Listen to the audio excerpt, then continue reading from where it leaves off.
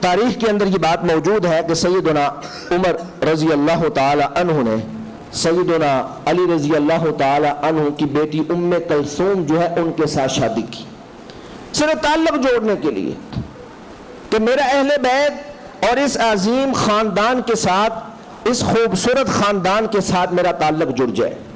یہ ان کی محبت تھی، یہ ان کا تعلق تھا۔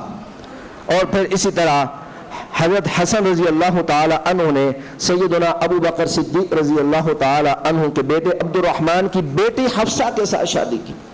اور بھی کئی ایک اس طرح کے جو رشتے ہیں وہ تاریخ کے اندر موجود ہیں، اور بہت سارے رشتے ہوئے، ادھر سے رشتے ادھر ہوئے، ادھر سے ادھر ہوئے۔ عزیز دوستو، یہ سب کچھ بیان کرنے کا بنیادی مقصد یہی ہے کہ صحابہ کرام کسی بھی طبقے سے تعلق رکھتے ہوں، وہ انصار سے تعلق رکھتے ہوں، وہ مہاجرین سے تعلق رکھتے ہوں، وہ اہل بیت سے تعلق رکھتے ہوں، وہ السابقون الاولون میں سے ہوں، وہ اصحاب بدر ہوں، وہ اصحاب احد ہوں، اصحاب حنین ہوں، اصحاب بیت رضوان ہوں۔